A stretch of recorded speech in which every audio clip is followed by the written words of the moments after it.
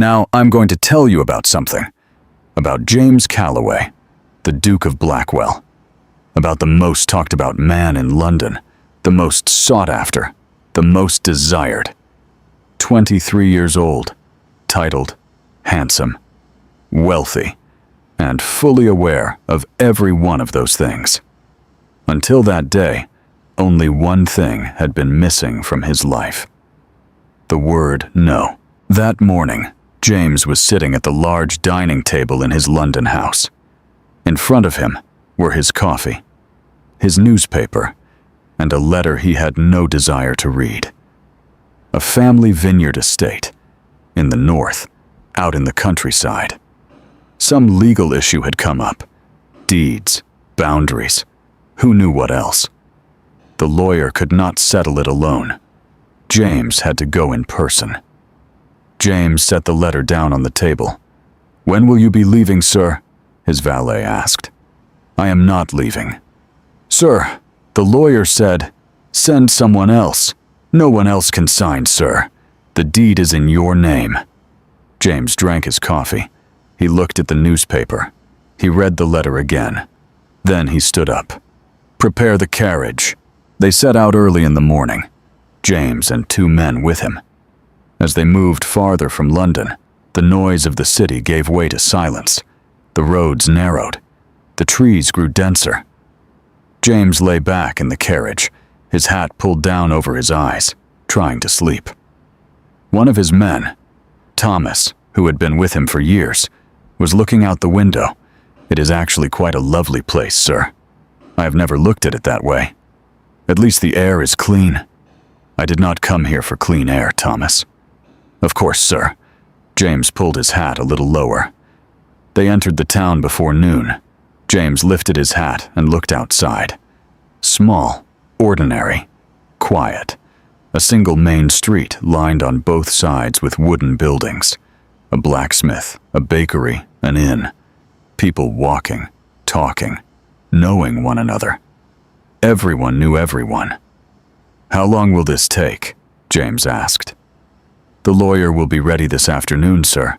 Perhaps 2 hours." "We will finish it in 2 hours and leave." As the carriage moved down the main street, James looked outside again, out of habit, out of boredom, because there was nothing else to do. And then he saw her. She was standing in front of the schoolhouse. An elderly man was beside her, carrying several things in his hands. They looked heavy. The girl took the load from him in one smooth motion, without a second thought. Then she said something to him. James could not hear it, but the man laughed, nodded, and squeezed her hand as if thanking her. James's eyes caught on her face. The carriage kept moving. James did not turn around, but he raised his hand. "Stop." The carriage stopped. Thomas leaned forward. "Sir?" James was still looking that way. The girl had seen the old man off, and now she was walking toward the school door.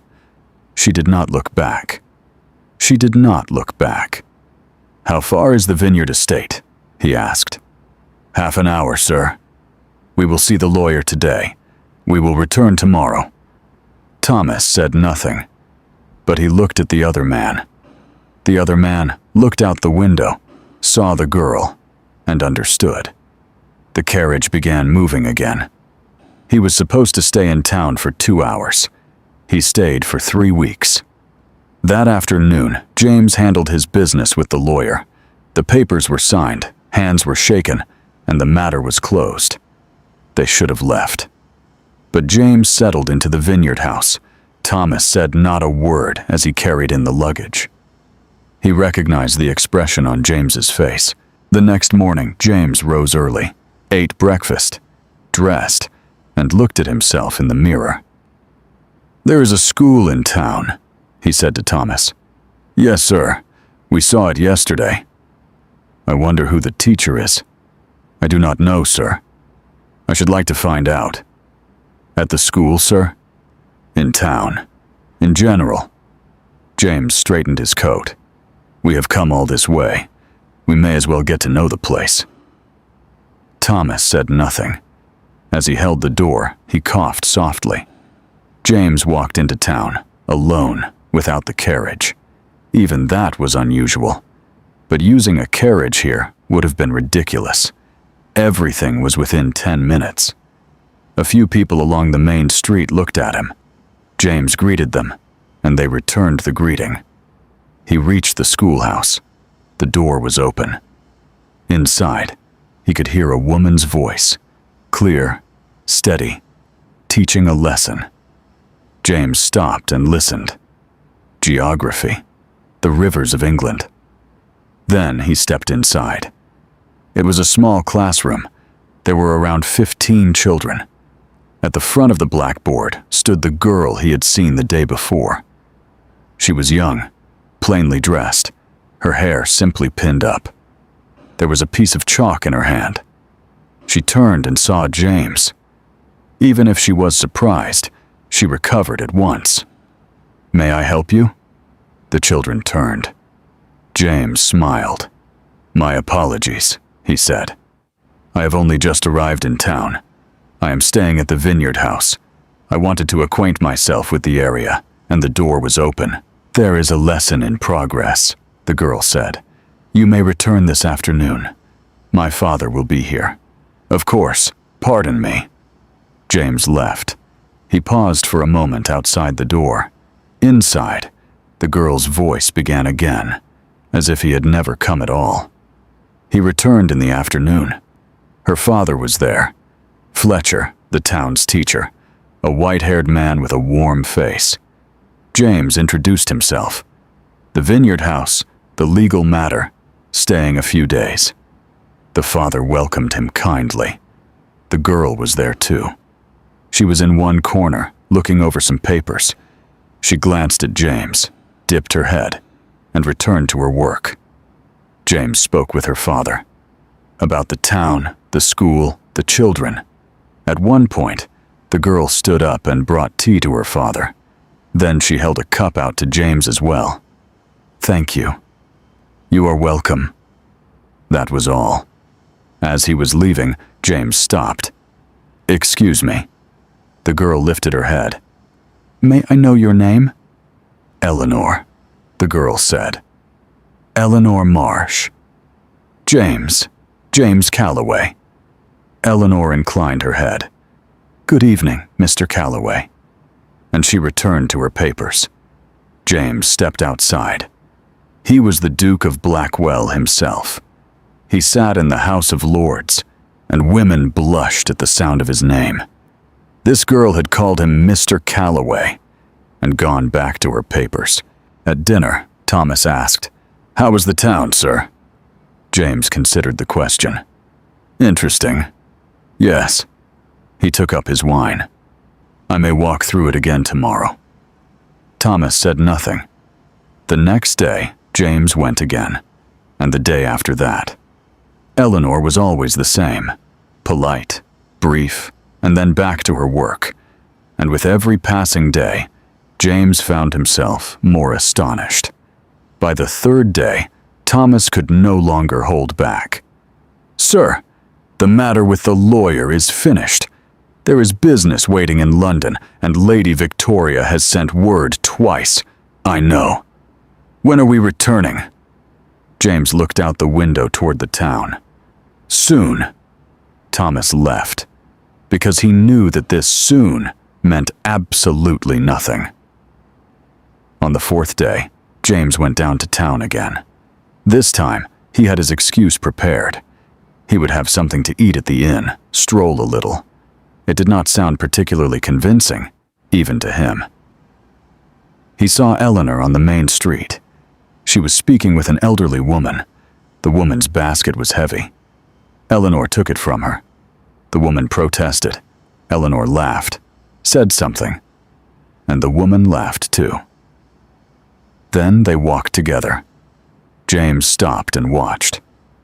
Eleanor carried the basket all the way to the door. The woman came back out with a small jar. Eleanor did not wish to take it. The woman insisted. At last, Eleanor accepted it in such a way that the woman did not feel indebted, only pleased. James noticed that. Then Eleanor turned and saw James. "Mr. Calloway." "Miss Marsh, the weather is lovely today." "Yes, good day." And she walked on. James watched her go. Then he sat down on the bench outside the inn and thought, how many times in my life has a woman said good day to me and simply kept walking? The answer was none. The next day, James tried something. He sent a fine decorative box from London to Eleanor's house. Inside were chocolates selected from the best confectioner. He wrote no note, just the box. The next morning, James was drinking coffee in the garden when Eleanor arrived. She was holding the box. James stood up. "Miss Marsh, I was not expecting—" Eleanor held out the box. "Thank you." James did not take it. "It is for you." "I know, but it was not necessary." "Why not? It is only a small—" "Mr. Calloway." Her voice was calm, clear. "I do not need anything." James stopped. "Thank you, truly. It was a kind gesture." She set the box down on the table. "But I will not accept it." She turned away. James called after her. "Why?" Eleanor stopped and turned back. "Because I do not have to accept it," she said. "Good day." And she left. James sat at the table. The box was still in front of him. Thomas came over. He looked at the box, then at James. Without asking a single question, he sat down across from him. After a while, James said, "Do you know what this woman wants, Thomas?" "I do not, sir." "Neither do I. She says she wants nothing." "Perhaps that is true." "Nonsense. Everyone wants something." Thomas considered that. "Perhaps this woman has learned not to want." James lifted his head and looked at him. "Shall I bring more coffee, sir?" "Bring it." On the 8th day, James went down into town again. This time, there was no gift and no excuse. He found Eleanor in the schoolyard, arranging chairs by herself. "Let me help." "There is no need." "I know." James picked up a chair. "I will help anyway." Eleanor paused for a moment, then continued. They worked in silence. When they finished, Eleanor said, "Thank you." "You are welcome." James left. That day, for the first time, there was a small difference in Eleanor's voice. James noticed it. On the 9th day, James turned to Thomas. "Send word to London. I shall remain here a few more weeks." Thomas said nothing. This time, he did not even cough. On the 10th day, James realized something. Nothing he had tried before had worked. The smile had not come. The gift had been returned, and rank meant absolutely nothing in Eleanor's eyes. So either he would give up, or he would try another way. James Calloway had never given up on anything in his life. That evening, as Eleanor was crossing the town square, James saw her and caught up with her. They walked side by side. There had been no invitation, but there had been no objection either. "Mr. Calloway." "Miss Marsh." They walked a few steps in silence. Normally, James would have said something light, something witty at this point. This time, he did not. "How long have you lived in this town?" he asked. Eleanor looked mildly surprised. "Since the day I was born." "You have never left?" "A few times. Only briefly." "Have you ever been to London?" "Once, with my father." She paused. "I did not like it." "Why?" "It is too crowded, too noisy. Everyone is rushing somewhere, but no one seems to know where they are rushing to." James said nothing, because the sentence was true. "What is here, then?" he asked after a moment. It was not criticism. It was a real question. Eleanor thought for a moment. Then she looked at the town. "Do you see that bakery? Hartley's Bakery. It has belonged to the same family for 70 years. It opens at the same hour every morning, and every morning the same scent comes out of it." James looked. "That tree," Eleanor said. "The oldest tree in town. Everyone has hung something on it. Wishes, notes, ribbons. No one ever says what they placed there, but everyone knows who placed what." James looked at the tree.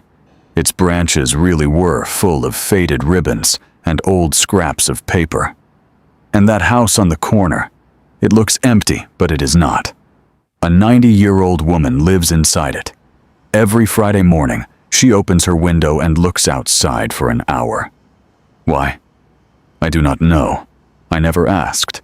Some things are better left unasked. They kept walking. This time, James listened more than he spoke.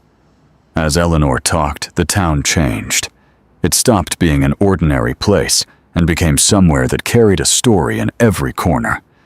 At one point, Eleanor asked, "And you? What do you do in London?" James paused. Normally, he had a ready answer. Business, meetings, social obligations. But here, that answer felt empty. "A great many things," he said, "but at the moment, I do not wish to remember any of them." Eleanor looked at him. She said nothing, but she kept walking. After they parted, James stopped in the road on his way back to the vineyard house. That evening had been different. He had not played a part, and he had not shown off. He had simply talked, and Eleanor had walked beside him for 15 minutes. The next day, James went again. This time, Eleanor was in the school garden, looking over the pots the children had planted. "What are these?" James asked. "Mint. This one is a little wilted." "Why?" "Too much water." She lifted her head. Even too much of a good thing can sometimes do harm. James heard that. Eleanor was talking about the plant, but she was not speaking only about the plant. "Do you know a great deal about plants?" "A little. My father taught me. My mother knew more." "Your mother?" "She passed away. Long ago."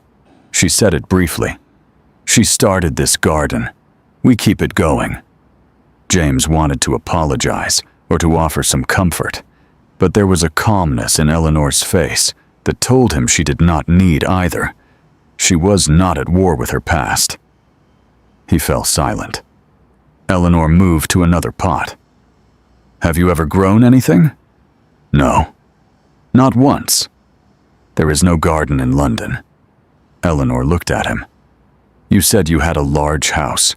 There is a garden, but the gardeners take care of it." Eleanor thought for a moment. "So you have never held soil in your own hands?" "No." "How interesting." She turned back to the plants. "When you grow something yourself, it feels different. I suppose it is because it takes time. Things that come easily have no value." James heard that sentence too. The days passed. Every day brought a conversation. Sometimes short, sometimes long. Eleanor told him the history of the town. It had once been a mining town. The mine had died, but the people had remained. She spoke of a book by a French traveler. James had never read it, but now he wanted to. One afternoon, the town's elderly blacksmith was unable to repair something. Eleanor stopped, looked, and said a few things. The man tried again, and this time it worked. James was standing beside her. "Do you understand blacksmithing as well?" "No," Eleanor said, "but I know how Fletcher thinks. When you pull the problem in a different direction, it resolves itself." James laughed. He truly laughed. Not for effect, not for show, but naturally. Eleanor turned and looked at him. There was a small note of surprise on her face. "What?" James asked. "Nothing," Eleanor said. But there was something. The wall was still there. James knew that. And yet, for the first time, he felt a movement in it. That evening at the vineyard house, Thomas asked, "When are we returning to London, sir?" James was looking out the window toward the town. "I do not know, Thomas. Lady Victoria sends word every day." "I know." "Lord Pemberton called as well. Parliament." Thomas. Yes, sir. Be quiet tomorrow. Thomas left. James remained by the window. The town had gone dark and the lamps were lit. Somewhere in it was Eleanor's house. Small, modest, with the plants she had built with her mother in the garden. Things that come easily have no value. James thought about that sentence. Then, for the first time, he asked himself something. Had I ever truly made an effort for anything in my life? The answer was uncomfortable. It was the 14th day in town. James was still there. On the 15th day, Thomas carried the luggage to the carriage. James paused for a moment in the doorway of the vineyard house. It was a small, ordinary place, somewhere he had never liked. But now, he wanted to stay a little longer. At last, he turned and got into the carriage. They drove through the town. James had decided not to look out the window. They entered the main street, passed the bakery, reached the square. Then it became impossible not to see. Eleanor was in the square. She was carrying papers and books. She must have been taking something for the school. When she saw the carriage, she looked up. Then she saw James. James gave a small nod. Eleanor stopped. She looked at him. Then she smiled. It was a brief smile, but a real one. The carriage passed on. James turned forward. He did not look back. Thomas said nothing. They arrived in London by late afternoon. The city was as it always was, noisy, crowded, rushing. James stepped out of the carriage. The door of the house opened. The servants came out. The luggage was taken in.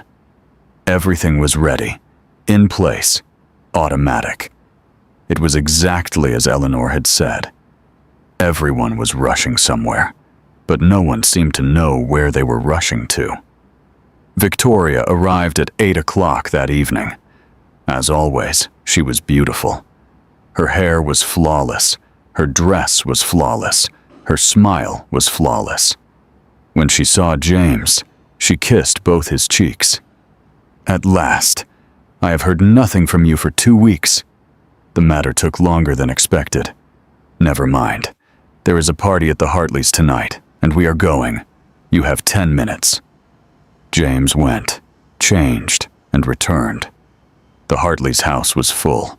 Music, wine, laughter, the usual faces, the usual conversations. Lord Ashton came over.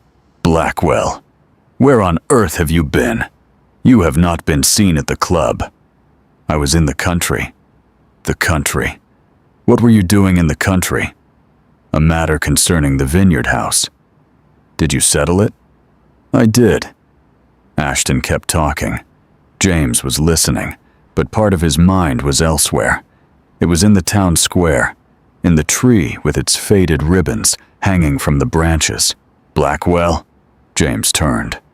What was I saying? Ashton asked. I do not know, James said honestly. Ashton laughed. The drink must have gotten to you. James looked at his glass, then around the room. Everyone was talking. Who had been seen with whom? Who had failed to invite whom? Which color was fashionable this season? Across the room, Victoria was speaking with Lady Pembridge, and both of them looked flawless. James looked at those smiles. Then he remembered what Eleanor had said to the blacksmith.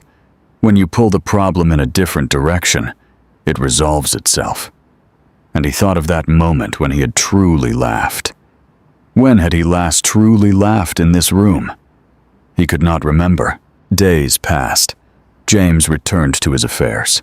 Meetings, documents, the House of Lords. His life went back to normal. Everything was in its place. But it felt wrong. As he drank his coffee in the morning, he found himself thinking of Hartley's bakery. The same recipe for 70 years, the same scent every morning. In London, even his coffee tasted different every day. While sitting in his library, he thought of the French traveler Eleanor had mentioned. He owned thousands of books, yet could not truly remember any of them. One day, he went out into the garden. The gardeners were working. "What are those plants?" he asked. The man looked surprised. "Which ones, sir?" "Those. The smaller ones." "Mint, sir." James bent down and touched one of the leaves. While the gardener stared at him in confusion, James straightened and went back inside. Victoria noticed. One evening, while they were dining alone, James drifted off again.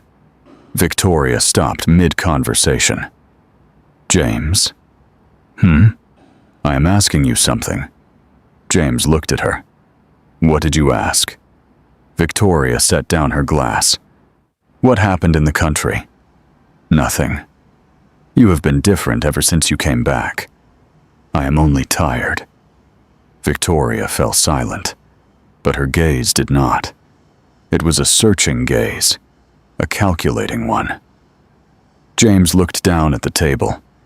"It is a lovely evening. Was there music anywhere tonight?" Victoria looked at him for another moment. Then she said, "At the Forsyths." "Then let us go." So they went. On the morning of the 16th day, James rose early, dressed, and came downstairs. Thomas was preparing coffee. "Good morning, sir. Before noon today, Lord Carrington." "Thomas." "Yes, sir." "Prepare the carriage." Thomas stopped. "You have a meeting, sir." "Postpone it." "Lady Victoria this evening." "Thomas." Thomas looked at him. "Prepare the carriage." There was silence. "Where are we going, sir?" James did not answer. He took his coat and walked to the door. Thomas watched him from behind. Then he went outside. There was no need to ask where they were going. He knew. The carriage left London. James leaned against the window. For the first time in 2 weeks, he breathed easily. By the time they reached the town, it was afternoon. James stepped down. The bakery, the square, the tree, the schoolhouse, everything that had been unfamiliar 2 weeks ago now felt known to him. He walked on. Eleanor was in the schoolyard. She was gathering chairs by herself. James stepped through the gate. Eleanor turned, saw him, and stopped. This time, she did not hide her surprise. "You again?" "Yes." "Business?" "No." Silence. Eleanor looked at him for another second. Then she went back to her work. James picked up a chair as well. Eleanor looked at him, but said nothing. The two of them gathered the chairs in silence.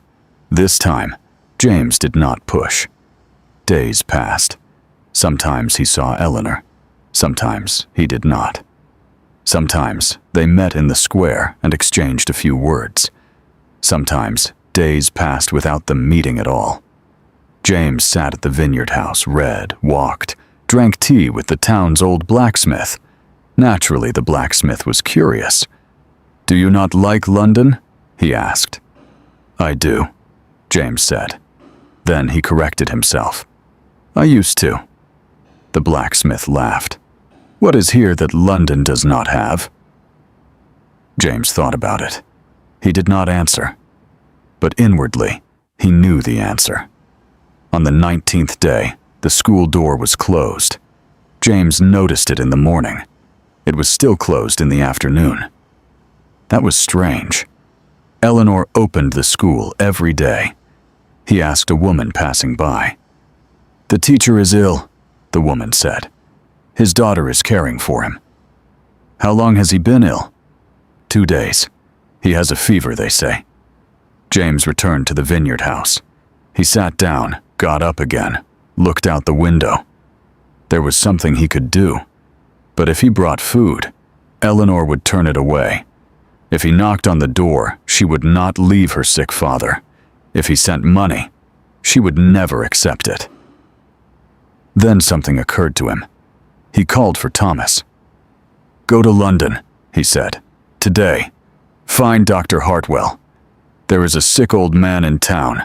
I want him here tomorrow." Thomas looked at him. "Dr. Hartwell is very expensive, sir." "I know. Go." Shall I tell him your name? James thought for a moment. No. Thomas understood. He left. Dr. Hartwell arrived the next day. He went straight to the Marsh house. James sat at the vineyard house. There was a book in his hand, but he was not reading it. Hours passed. At last, Thomas returned. The doctor has left, sir. The father is well enough, nothing dangerous. He left medicine. All right. Miss Eleanor asked who had sent the doctor. James looked at him. And what did the doctor say? He told her, sir, your name. James said nothing. Evening fell. James was sitting on the bench in the small garden of the vineyard house. The air was cold. He did not care. He heard footsteps. Eleanor was coming. She looked tired. There were dark circles beneath her eyes. But she stood straight. James was about to rise. Eleanor stopped in front of the gate. Why? She asked. Her voice was even, neither angry nor soft. She was simply asking. James could have given her an easy answer, a kind one, a proper one, a safe one, but he could not give her that. Because I wanted to, he said. Eleanor looked at him. What do you want in return? James paused for a moment.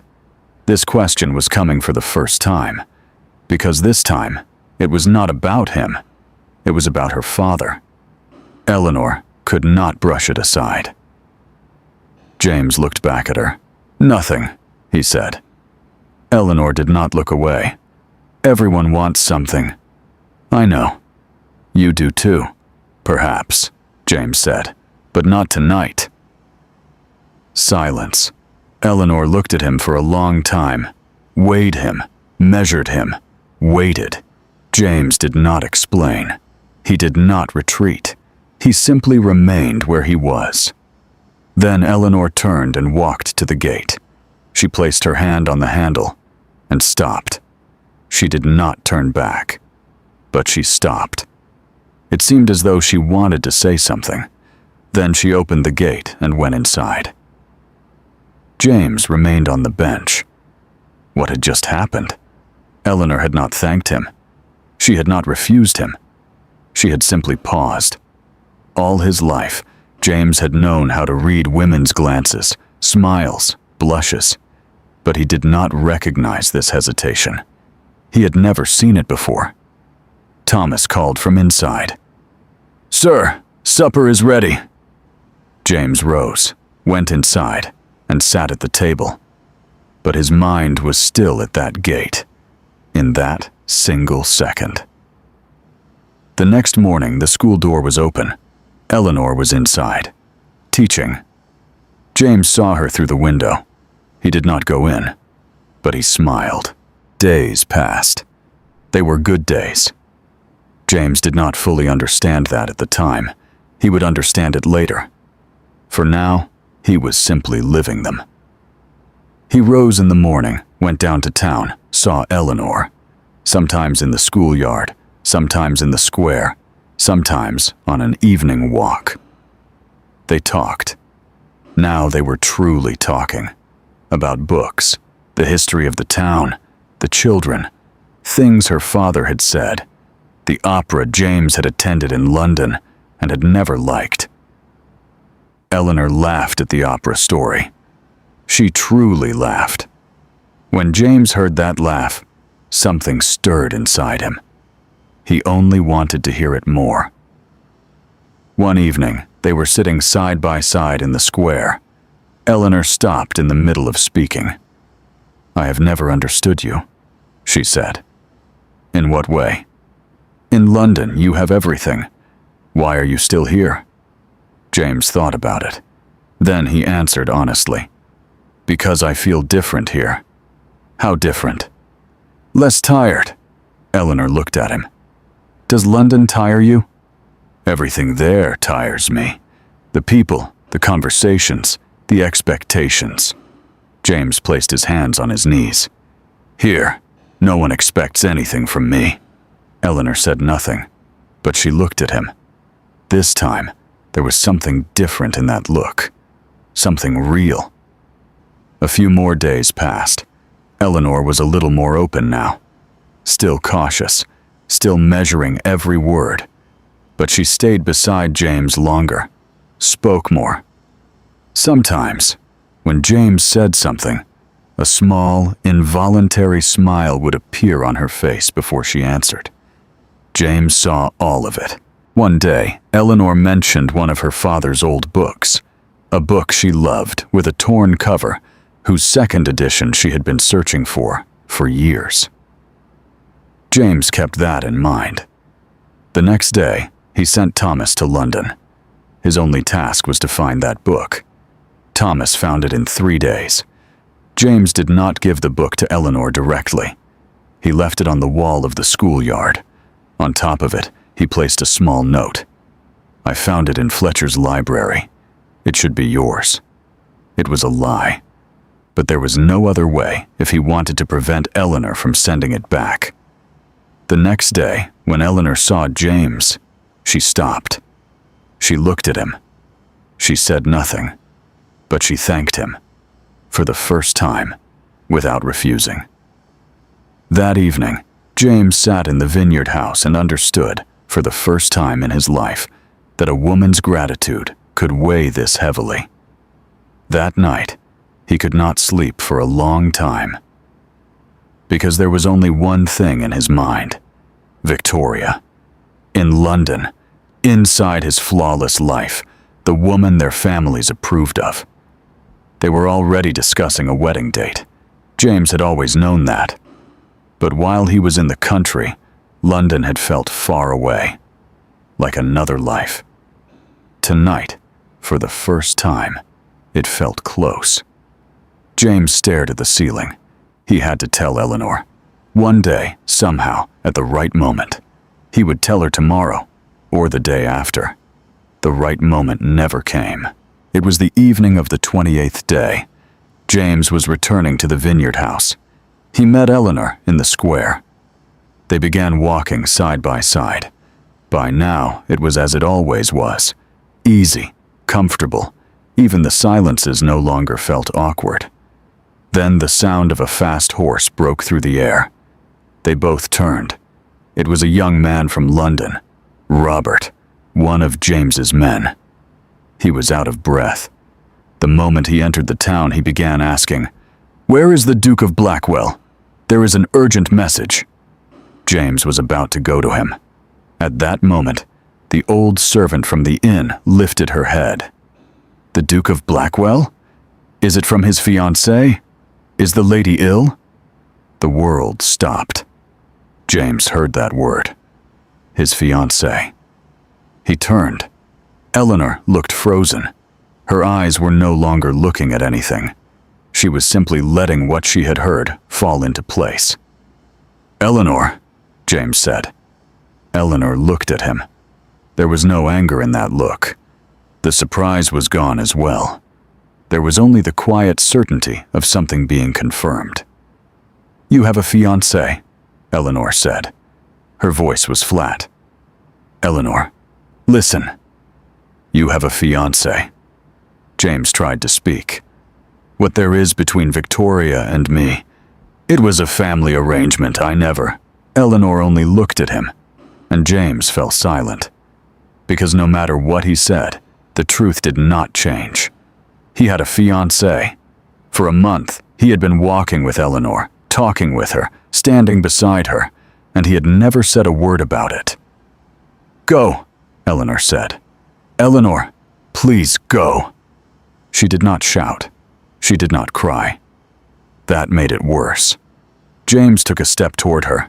Eleanor did not step back, but she closed her eyes for a moment, as though if she looked at him, something would happen, and she would not allow it. Then she opened her eyes. James understood. The door had closed. That wall that had only just begun to crack. Those small smiles. That gratitude. Those hesitations. All of it had closed again, with a single word. "Fiancé." James turned and walked away. Robert caught up with him and held out the message, James took it, but he did not open it. He went to the vineyard house. He sat down at the table. The unopened message lay in front of him. Thomas came in, looked at him, and asked nothing. James kept staring at the table. Eleanor was right. It was that simple. He had been going to tell her. Every night, he had said to himself, "Tomorrow, I will tell her. I will tell her when the right moment comes." The right moment never came. Because for the first time in his life, James Calloway had been afraid of losing something, and that fear had kept him from being honest. That night, the town was quiet. The light in Eleanor's house stayed on until late. James watched it from the window of the vineyard house. When the light finally went out, he closed his eyes. The next morning, he packed his things. Thomas had seen what happened the day before. Even so, he asked nothing. He only prepared the luggage. The carriage was waiting at the door. As James stepped out, he turned once and looked at the town. The square was empty. Hartley's bakery was open. The school was still closed. He got into the carriage. London. The carriage began to move. London received him coldly. The house was the same. Large, silent, flawless. The servants were waiting at the door. The luggage was taken inside. James went straight to his study. He sat at his desk. In front of him were letters, documents, notes from the House of Lords. He touched none of them. Thomas brought tea. He set it down and left. James looked at the tea. It went cold. Victoria came that afternoon. As always, she was flawless. James received her in the drawing room. Victoria sat down, looked at James's face, and saw everything. "When did it happen?" she asked. "When did what happen?" "When you understood." James thought for a moment. "I do not know." Slowly, Victoria lowered her head. James spoke plainly. "Victoria, we cannot marry." The room fell silent. Victoria did not change her expression. She did not cry. She did not shout. She only sat there and thought. "Who is she?" she asked at last. "It does not matter." "It matters to me." "Someone in the country." James paused. "But that is not the point. I cannot marry you, Victoria. The reason is not that woman. The reason is me." Victoria looked at him for a long moment. Then she rose and walked to the window. "All right," she said. James waited. "But you will not be the one to explain the separation." Victoria turned back. Her voice was cold. "I will explain it. You left me. That is how it will remain." "Why?" "Because that is what I want." She adjusted her gloves. "Being left by the Duke of Blackwell is not the end for me, but being the one who was left is a better story for this season." It was cold, calculated, but honest. "All right," James said. Victoria walked to the door. She stopped. Then, without turning back, she spoke. "I never loved you, James. You knew that." "I knew." "You never loved me either." "No." There was a short silence. "Then it is the right decision for both of us," Victoria said. She closed the door. James went to the window. He looked out at London. Down below, carriages were passing. People were walking. Life was continuing. Nothing had changed. Everything had changed. Victoria was gone. The engagement was over. James was free now, but Eleanor was still in the country, and James did not have a single word that could persuade her. Because Eleanor was right, he had hidden it. He had failed to tell her for a month. What could he say now? That evening, Thomas came in. "Dinner is ready, sir." James turned. "Thomas." "Yes, sir." "Have you ever truly lost something important?" Thomas thought for a moment. "Yes, sir."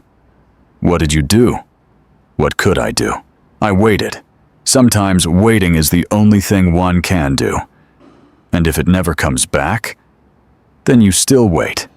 But at least you know you tried to go after it. James looked at him. Thomas walked toward the door. Do not let your dinner grow cold, sir.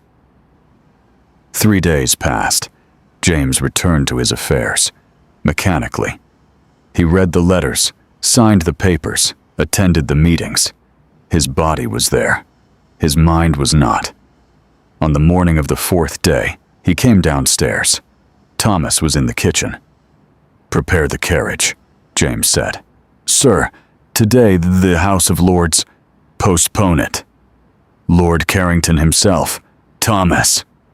Thomas fell silent. James spoke plainly. Eleanor Marsh may reject me. Most likely, she will. She may not open the door. She may never forgive me. Thomas said nothing. But before I leave it behind, I have to try one more thing. James straightened his coat. Prepare the carriage. Thomas said nothing. He went outside and prepared the carriage. The carriage left London. This time, James did not lean against the window. He sat upright. There was only one question in his mind. Will Eleanor open the door? He did not know. But this time, he was truly going. No luggage, no excuse, no business. He was simply going. Before they reached the town, James turned to Thomas. Return to London. Thomas looked at him. Sir? Call the lawyer. Call Pemberton. The social calendar. The parliamentary obligations. All of it. Transfer what can be transferred. Postpone what can be postponed. He paused. And the deed to the vineyard house is to be placed in my own name as well. Have that settled. Thomas did not move. For how long, sir? Indefinitely. The carriage had stopped. Outside was silence. The entrance to the town, the familiar road, the familiar trees. Thomas looked at him for a long moment. You are moving here, he said. Yes. Does Miss Eleanor know? No. Will she accept you? James opened the carriage door and stepped down. He took his small case. I do not know, he said, but this time, at least, I am truly here. The carriage turned around and returned to London. James walked alone to the vineyard house. The vineyard house was small. He had stayed there before, but always temporarily. Now he stepped inside, set down his case, and looked around. A small kitchen, 2 rooms, a garden. It was enough. James rose early the next morning. He dressed plainly and walked into town. He stepped into the grocer's shop. The old man looked surprised when he saw him. Mr. Calloway, it has been a long time since we last saw you. I have returned, James said. Do you have any bread? Of course. I will take 1 loaf, and some coffee as well. He took them, paid, and walked out. Fletcher was standing in the doorway. Calloway, when did you return? Yesterday. How long will you be staying this time? James thought for a moment. For a while. Fletcher nodded. Would you care for some coffee? The shop has warmed up since morning. I would. They went inside. They sat at the blacksmith's bench and drank coffee together. They spoke of the weather, of the coming winter. It was an ordinary morning.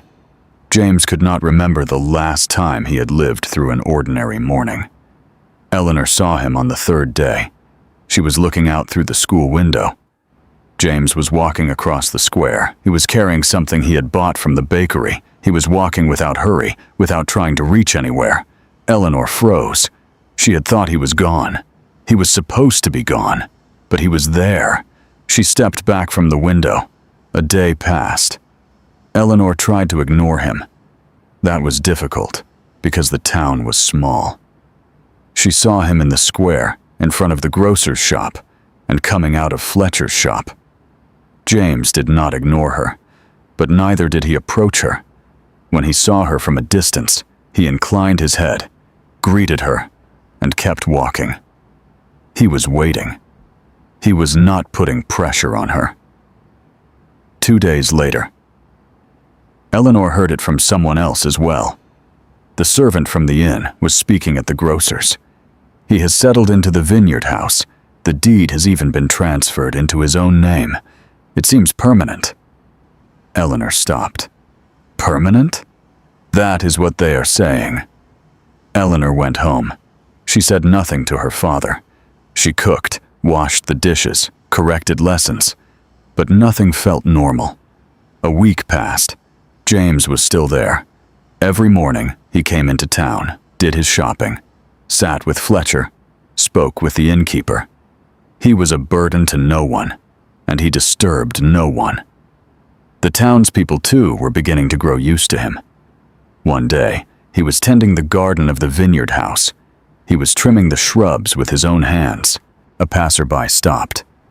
"Hire a gardener, Mr. Calloway. Why trouble yourself with it?" James looked at his hands. They were covered in soil. "I wanted to do it myself," he said. The man shrugged and walked on. James kept working. Eleanor's words came back to him. When you grow something yourself, it feels different. On the 8th day, Eleanor could bear it no longer. It was evening. James, as usual, was sitting on the bench in front of the vineyard house. Eleanor was on her way home. She stopped. James saw her. He did not rise. He did not approach. He waited. There were 10 steps between them. "Your fiancé," Eleanor said. Her voice was flat. "What happened?" "It ended." "When?" "As soon as I returned." Silence. "Why?" Eleanor asked. James looked at her. "You know the answer. I want to know it. I want to hear it from you." James stood up, but he did not come closer. "Because that life was not my life," he said, "and you showed me that, without even realizing it." Eleanor did not blink. "You did not tell me for an entire month." "Yes." "Why?" James looked at her directly. "Because I was afraid of losing something." "Me?" "You." The wind passed between them. The town was quiet. Eleanor looked at him for a long time, with that old gaze of hers, weighing, measuring. Then she turned and walked home. James remained where he was, but this time she had not driven him away. She had not told him to go. She had not shouted. She had simply turned away. That was different. James sat down on the bench again. He looked up at the sky. He was waiting. On the morning of the 9th day, James was working in the garden. He heard the sound of the gate. He turned. Eleanor was standing at the garden gate. She was holding 2 cups of tea. She held one of them out. James took it. The two of them sat quietly in the garden. Nothing had been resolved yet, but Eleanor was there, and she had brought tea. It was a beginning. Tea in the mornings became a habit. Eleanor did not come every day, sometimes every other day, sometimes every third. At times, she would leave the tea and go. At others, she would sit and speak for a while. James never asked. He never said, "When will you come?" or "Why did you not come yesterday?" He waited. He was learning to move at Eleanor's pace. On the 14th day, Eleanor came to the garden again. They were drinking their tea and talking about the children, the winter, and something Fletcher had said. Then Eleanor asked, "Do you miss anything from London?" James thought. He truly thought. "No," he said. "Not at all. Perhaps my library. It was a large one." He paused. "But books can be moved." Eleanor said nothing. She rose, took her cup, and walked toward the gate. Then she turned back. "The children have a lesson tomorrow. They are going to draw maps. Fletcher had a good ruler, but he is ill." Do you have one? James looked at her. I shall see. If you do, bring it. She left. James remained where he was. She had asked him for a ruler. It was a small, ordinary thing. But Eleanor Marsh never asked anyone for anything. That night, as James searched through the drawers, there was the faintest smile on his face. On the 17th day, it rained. James was at the vineyard house reading a book. There was a knock at the door. He opened it. Eleanor was wet from the rain. In her hand was the French traveler's book James had given her. The rain had come down suddenly, and this was the nearest place. Come in, James said. Eleanor stepped inside. James brought her a towel. Eleanor dried her hair. Then they went into the small sitting room. The fire was burning. They sat down. Eleanor opened the book. This man's section on France is full of errors. Which part? Provence. It is not right at all. Have you been to Provence? No. She turned the page. But there is another book that describes it far better. When you read this one, it is obvious the man never went there at all. James laughed. Eleanor looked at him. Then that small, involuntary smile crossed her face. The rain beat against the roof, the fire burned, and the two of them sat there talking about books. It was late when Eleanor stood up. I should go, she said. It is still raining. It will pass. She walked to the door. She stopped. Then she turned back. James. It was the first time she had said his name. James did not move. Eleanor fell silent for a moment. Then all she said was, "Good night," and she left. James closed the door. He went and sat by the fire. She had said his name. On the morning of the 21st day, James was in the garden. The week before, he had planted mint. The leaves in one of the pots had wilted. Too much water. He laughed to himself. Then he heard footsteps. Eleanor had come. There was no tea this time. She simply stood there, looking at the garden, at James, at the mint. "What are you doing?" she asked. "I planted mint. One of them wilted. Too much water." "I know. I realized it too late." Eleanor stepped inside. She touched the soil in the pot. "It can be saved. Leave it alone for a few days." She straightened and looked at James. There were 2 steps between them.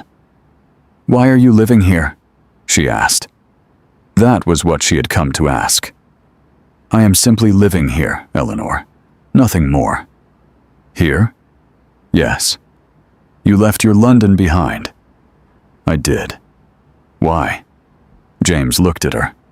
It was a long, calm, unguarded look. "Because you are here." There was silence. The wind passed through the garden. The mint leaves trembled. For a moment, Eleanor's gaze softened. Then, she looked at the ground. "You will regret it," she said. "This life is not your life. One day, you will grow bored. You will miss it. And then you will leave. I will remain here. Again." Again. James heard that word. There was another story behind it, but he did not ask. "That life was never mine," he said. "The parties, the society, the expectations, they were things put upon me." Eleanor looked at him. "Here I wake in the morning. I tend the garden. I drink tea with Fletcher. I buy my own bread." He paused. "And you are here. That is not enough. For now, it is. And tomorrow? Tomorrow too. And the day after? Eleanor." James took one step forward. "I cannot make you promises. I cannot know the future. But I am here now. The deed is in my name. My case is small. And I planted my mint." Eleanor looked at the mint. She looked at the garden. She looked at James. Her eyes filled. She did not cry. But they filled, and she could not hide it. Something broke. Something small. But it broke. Eleanor took one step forward. She did not take the second. But she had taken the first. James stayed where he was. He waited. This time, Eleanor looked at him directly. She was still cautious, but she was no longer running. "Save your mint first," she said. James looked at her. "You gave it too much water. Wait a few days, let the soil dry." She turned and walked to the gate. "It needs patience." She left. James remained in the garden. He looked at the mint, at the wilted leaves, at the wet soil. He laughed. She had said it needs patience. She was talking about the plant. She was not talking only about the plant. That afternoon, James went to Fletcher's shop. Fletcher looked at his face. "What has happened to you today?" "Nothing. You are smiling." "Am I?" Fletcher poured the tea. "Then something good must have happened." James took his tea. "Yes," he said. "Something good happened." Winter came. James saw the first snow from the window of the vineyard house. It fell quietly, painting the town white. In London, snow would have turned dirty at once. Here, it remained untouched. James drank his coffee and stepped outside. Months had passed. By now, he was part of the town. Not entirely, perhaps, but he was no longer a stranger. Fletcher poured him tea every morning, Hartley kept his bread ready, and the owner of the inn told old stories in the evenings. James truly listened. The garden of the vineyard house had recovered as well. The mint had been saved, and new plants had been added. It was a small, modest garden, but every morning James looked at it and felt something. Perhaps, for the first time in his life, real contentment. Mr. Marsh had recovered. One day, he stopped James and shook his hand. "You sent the doctor," he said. "I heard that you were unwell." "Thank you." The old man did not let go of his hand at once. He looked at James for a long time. "You know Eleanor now?" "Yes. She is a good girl." "I know." Mr. Marsh released his hand. "Would you care for some coffee? The school has warmed up since morning." They drank coffee. They spoke of the school, the children, and the needs of the town. Mr. Marsh was an intelligent, careful man. It was easy to see where Eleanor came from. As James walked home, he was carrying something warm inside him. He tried to remember what the word family was supposed to feel like. The days passed. Morning tea between Eleanor and James settled into a rhythm. Not every day, but most days. Sometimes they sat in the garden, sometimes at the school door, sometimes on the bench in the square. They talked, and sometimes they were simply quiet. The silence no longer troubled either of them. One day, as though she were saying something unimportant, Eleanor said, "My father likes you." James looked at her. "Does he?" "He does not speak much, but when he likes someone, it shows." Eleanor looked down at her cup. "I am the same." James said nothing, but as he walked home that day, his steps felt light. One evening, there was a small meeting at the inn. Winter preparations, the roads, firewood, those in need. James went as well. No one had invited him, but no one was surprised either. He sat and listened. Then he spoke. The stable at the vineyard house was large and unused. He could open it to those who needed it during the winter. Everyone looked at him. Fletcher laughed. "Calloway has spoken." They laughed. James laughed too. That night, Eleanor saw him as she was leaving the inn. "You attended the meeting." "I did." "You were not invited." "I know." That small, involuntary smile crossed Eleanor's face. "Good evening," she said. "Good evening, Eleanor." The snow grew deeper. One morning, James rose early. Snow had blocked the road to the school. He took a shovel and cleared the path. When Eleanor arrived, she stopped. The road was open. The snow had been piled neatly to the sides. She looked around. James was in the garden of the vineyard house, setting down the shovel and going inside. Eleanor looked for a long time. Then she opened the school door and went inside. But there was something on her face. Behind those walls. Small. But there. February came. One afternoon, Eleanor was alone at the school. James knocked on the door and stepped inside.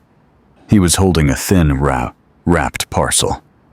"What is this?" Eleanor asked. "The Provence book. The one that tells it properly, in answer to that French traveler. Thomas found it in London." Eleanor took it. She opened it. She turned the pages. Then she lifted her head and looked at James. This time, there was something warm in her gaze. "Thank you," she said. She did not send it back. March came. The snow melted. The gardens began to green again. James's mint came up. One morning, Eleanor came to the vineyard house and looked at the garden. "You saved it." "I was patient," James said. Eleanor looked at the mint, then at James. "I was patient too," she said. "For a long time. A very long time." James looked at her. "I know. It is tiring. I know." It was as though an old wound passed through Eleanor. It did not disappear completely, but it passed. "Shall I make tea?" she asked. "You shall." They went inside. April came. The town grew warmer, and in the school garden, the children planted tomatoes from seeds James had brought. One afternoon after school, Eleanor was in the classroom when James entered carrying 2 cups of tea. He set one down and said, "There is something I need." "What?" He looked at her directly. "I want to marry you." Eleanor studied him. This time, "Did you think before asking?" "I have been thinking for months, since the first day I came to town." Something passed through her eyes. Old years, closed doors, lonely mornings. Then she stood, walked to him, and held out her hand. James took it. She said nothing. But it was yes.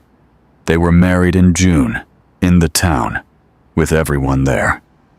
Fletcher cried and denied it. Mr. Marsh walked Eleanor forward. She wore a simple dress and carried flowers from the garden. She was perfect. James looked at her, and this time what he felt was no longer curiosity. It was home. They settled in the vineyard house. Eleanor continued with the school, and James worked the land until the neglected place slowly became a small farm. Letters came from London, but James answered only some and ignored the rest. The newspapers said he had vanished into the country. He did not care. One evening in their first year, they sat in the garden where James's mint had spread widely. "Do you ever think of London?" Eleanor asked. "No. Not at all? Sometimes I think of the library." Eleanor laughed. "I wrote to Thomas. He is sending the books." James looked at her. "You did not ask me." "I knew what you would say." He laughed. 2 years later, over breakfast, Eleanor told him she was expecting a child. James stood so fast, he overturned the table, but he did not care. He went straight to her. "I was expecting it," he said, his eyes full. "But hearing it..." He could not finish. It was a boy. Mr. Marsh gave him his name, William Marsh Calloway. When James held him for the first time, he understood something he had been searching for all his life. The years passed. William grew with Eleanor's eyes and James's stubbornness. He learned from his grandfather, worked in the garden with his father, and grew up known by the town. Then Mr. Marsh grew old. One morning, he could not rise. It was a slow, peaceful passing. Eleanor and James were beside him. At the end, the old man looked at them both. He said nothing, but he was content. One autumn day, James sat in the garden while William was at school and Eleanor was inside. He looked at the mint, still growing after all those years. He had saved it. He had been patient. Eleanor came out with 2 cups of tea and sat beside him. "What are you thinking about?" she asked. "Nothing," James said. "You are lying." "A little. What were you thinking?" James looked at the garden and answered honestly. "I was thinking that I am here," he said. "Simply that I am here." Eleanor leaned against his shoulder. The town went on around them. Their tea grew cold. They did not rise. Thank you for listening all the way to the end. Let me know in the comments which city you're watching from and share your thoughts about the story. I read every single one. And if you enjoyed this, don't forget to subscribe for more stories like this.